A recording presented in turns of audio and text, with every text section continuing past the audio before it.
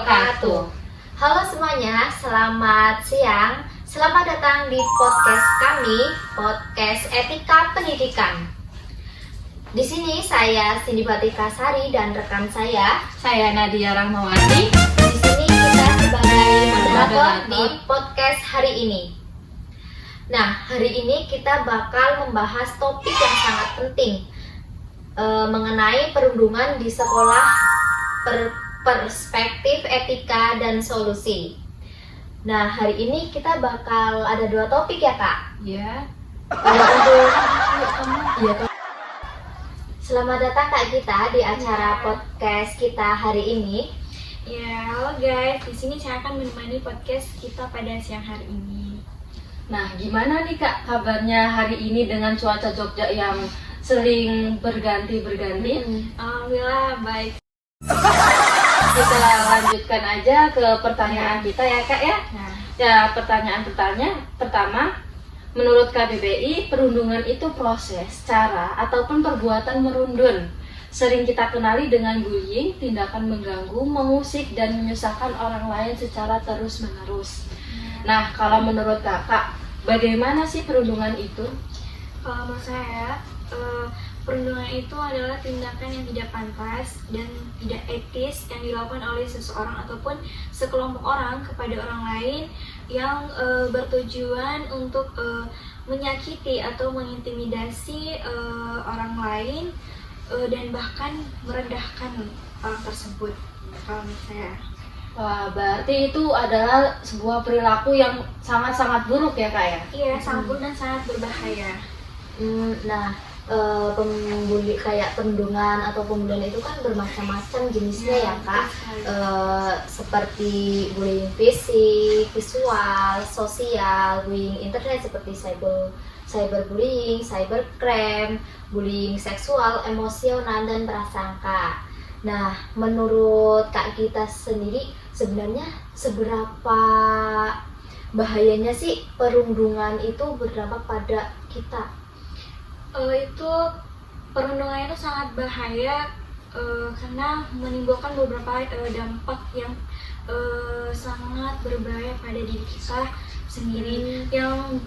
Yang pertama mungkin dampaknya bisa berupa dampak fisik, dampak mental, emosional, dan ada juga dampak yang berjangka panjang. Yang contoh dari dampak fisik tersendiri itu, yang pertama si korban ini mengalami luka-luka pada fisiknya ataupun patah tulang, atau yang paling parah itu bisa mengakibatkan kematian. Dan mungkin dampak dari segi kesehatan, mungkin si korban ini mengalami sakit kepala, sakit perut, atau mungkin gangguan pada saat tidur. Dan dari yang saya katakan tadi, dari dampak yang jangka panjang itu berupa trauma, yang dimana trauma ini tuh bisa berlangsung secara selama seumur hidup. Dan mungkin dari dampak emosional itu tersendiri itu bisa berupa mengenai depresi yang dialami oleh si korban tersebut. Depresi dan kecemasan yang sangat tinggi mengakibatkan korban tersebut selalu merasa takut dan mungkin tidak akan percaya diri selalu, gitu. Wah, ternyata dampak dari pembulian itu sangat jauh sekali di luar pemikiran kita ya Kak Nadia. Dampaknya sangat banyak dan sangat bahaya. Selanjutnya ini Kak, saya mau tanya, pernahkah Kakak menjadi korban bullying? Kalau menjadi korban ataupun pelaku, alhamdulillahnya saya belum pernah ya. Baik Kak, kita lanjut ke topik yang kedua ya Kak, yaitu mengenai penyikapan perundungan di sekolah, etika, perspektif etika dan solusi. Untuk yang pertama, ini kan banyak sekali ya, entah itu siswa, mahasiswa, ataupun orang-orang masyarakat, itu banyak sekali yang mengambil foto ataupun video tanpa seizin orang tersebut. Nah, kira-kira tanggapan Kak Gita sendiri bagaimana sih menurut tentang seperti itu? Kalau menurut saya, pengambilan foto atau video tanpa seizin kita itu merupakan perbuatan atau tindakan yang tidak pantas dan tidak etis ya. Karena itu tuh yang pertama tidak sopan, yang kedua itu bisa mengakibatkan kita terjerat hukum ya, karena itu merupakan informasi pribadi kita masing-masing. Iya. Nah, karena setiap orang punya privasi masing-masing kan, dan belum tentu orang itu mau aja nih mau difoto atau dengan tidak sengaja seperti itu. Kan ada orang yang mungkin nggak terima, akhirnya menimbulkan suatu gitu konflik lah yang bisa berujung ke ranah hukum. Misalnya seperti itu. Nah, itu kan kalau foto ya Kak dan merekam. Nah, jika seandainya ada pembulian, perundungan itu terjadi di depan mata Kakak sendiri, kira-kira apa yang akan Kakak lakukan? Yang pasti yang pertama, jika saya melihat kejadian tersebut, yang pertama saya akan melakukan pencegahan. Yang pertama yaitu pencegahan kejadian tersebut.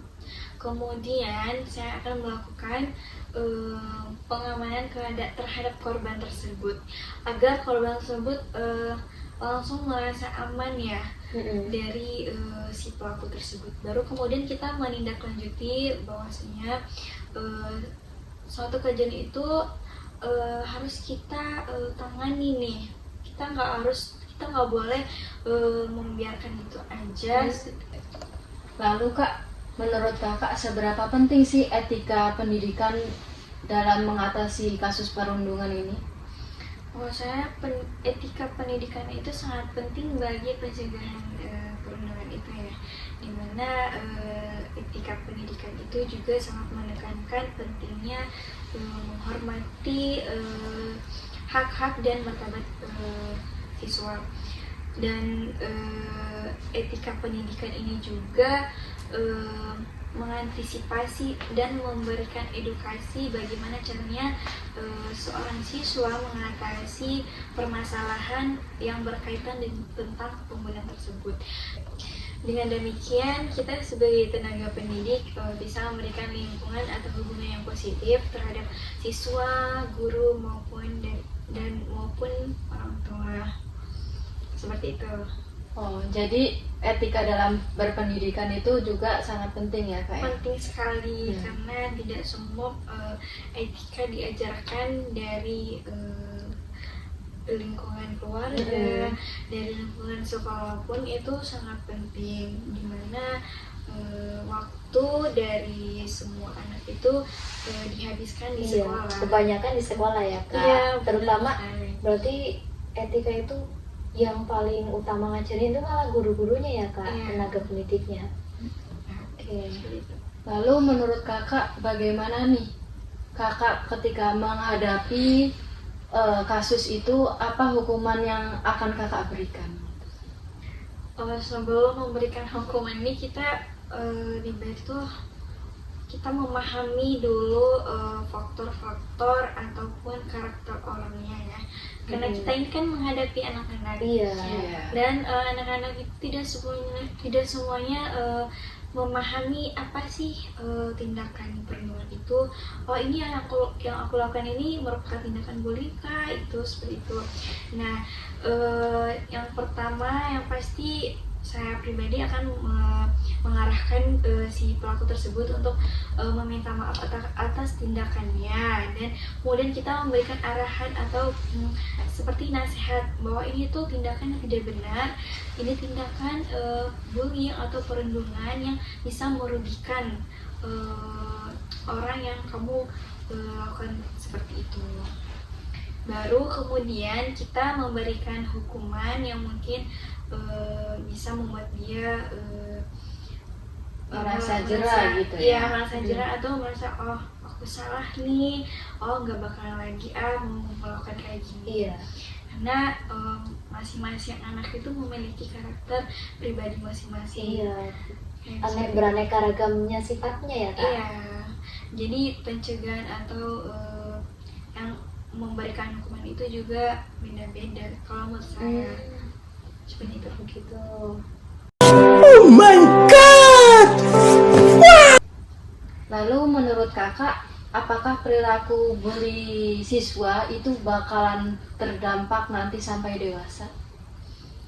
Kalau menurut saya, kembali lagi ke menurut saya, karena semua orang itu beda-beda. Kalau misalkan kita memberikan pemahaman kepada dia ketika dia melakukan perundungan tersebut, tindakan perundungan tersebut, terus kemudian kita memberikan pemahaman kepada dia seperti kayak kalau kita memberikan pencegahan, ada yang karakternya mudah menerima atau melakukan mengambil nasihat tersebut, ada juga yang malah justru mengabaikan. Gimana ketika seorang yang mengabaikan itu akan terbawa terus menerus sampai dia dewasa. Jadi menurut saya pencegahan itu harus dilakukan, tapi kembali lagi kepada setiap masing-masing orang, ada yang mudah menerima atau sebaliknya. Jadi mungkin seperti itu. Jadi kan bullying itu kan bermacam-macam ya Kak kasusnya kayak tadi itu. Nah, ada nggak sih Kak kayak trik and trik gimana biar kasus kayak gitu itu bisa teratasi gitu? Di mana nih, di lingkungan sekolah atau? Terutama di lingkungan sekolah dong, di SD gitu. Mungkin kalau saya sebagai tenaga pendidik yang pertama itu kita menekankan kesadaran, di mana kita memberikan pendidikan karakter, mengintegrasikan pendidikan karakter ke dalam kurikulum sekolah. Untuk apa? Untuk meningkatkan kesadaran dan empati kepada siswi. Terus yang kemudian yang kedua yaitu melakukan sistem pelaporan, di mana sistem ini kita memberikan kepada siswa untuk bisa mengakses nih, baik maupun itu siswa, guru, ataupun orang tua, agar bisa melaporkan apa saja yang mereka keluhkan atau apa saja yang mereka alami dalam kejadian di sekolah tersebut. Terus kemudian yang perlu kita lakukan juga dalam lingkungan sekolah itu kita mengadakan kampanye mengenai anti bullying, di mana kampanye itu bisa memberikan kesadaran bagi siswa juga untuk mengerti bahayanya bullying tersebut. Kalau menurut saya seperti itu. Kira-kira pas ada kampanye gitu, ada nggak sih Kak kayak wah ini anaknya kayak benar-benar nggak bisa diajak ke kampanye itu, kayak dia itu nakal tapi nakalnya udah nakal banget gitu Kak? Mungkin kalau orang seperti itu, mungkin kalau sudah diberikan kayak materi ataupun sosial kampanye memberikan pemahaman seperti itu, mungkin juga dari faktor lain, mungkin dari faktor keluarga, faktor lingkungan juga bisa mempengaruhi bagaimana anak ini susah untuk diberikan pencegahan seperti itu. Nah, ketika kakak Gita melihat ada korban pembulian kayak gitu, ada nggak sih kayak kakak pengen ngasih motivasi, ingin mengungkapkan sesuatu ke korban itu biar dia itu nggak patah semangat? Kan kadang ada ya Kak, dia itu dibully terus dia itu kan kayak misalkan dia kita cewek-cewek gitu, semakin kayak semangat belajarnya itu menurun, terus kadang dia malah cenderung ke pendiam ya Kak. Kan bahaya nih kalau pendiam itu kan biasanya dia nggak mau gabung sama temennya, terus kadang yang sering terjadi dia dijauhi pasti sama temannya. Itu juga salah satu dari dampak perundungan tersebut.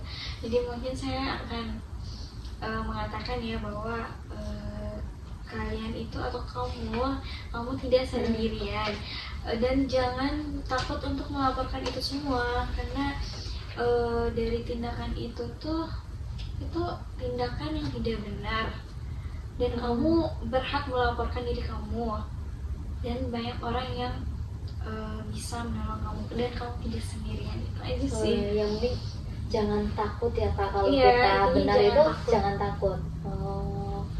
Ya begitu ya Kak Nadia. Jadi kesimpulan dari yang dijelasin kakak ini, kita sebagai pendidik itu wajib banget mengajarkan kepada siswa-siswa tentang. Baik, terima kasih banyak Kak Gita sudah meluangkan waktu untuk datang ke sini, sudah memberikan semacam motivasi pengajaran tentang perundungan di sekolah, perspektif etika dan solusinya juga. Banyak sekali ya insight yang dapat kita dapat hari ini tentang perundungan ataupun bullying. Semoga bermanfaat untuk semuanya dan bisa menerapkan nilai-nilai baik yang Kak Gita berikan tadi. Mungkin dari Kak Gita ada yang ingin disampaikan? Saya di sini juga mau minta maaf ya kalau informasi atau materi yang saya baca itu kurang ataupun ada yang salah. Kan di sini saya juga sebagai statusnya masih sebagai pelajar atau mahasiswi, mungkin kita masih belajar bersama seperti itu. Mungkin cukup sekian dari kami moderator. Baik teman-teman, sampai di sini pertemuan podcast kita hari ini dan sampai jumpa di pertemuan podcast selanjutnya. Jangan lupa like, comment, dan subscribe. See you and wassalamualaikum warahmatullahi wabarakatuh. I love you, baby, and if it's gone wrong, then I need you, baby.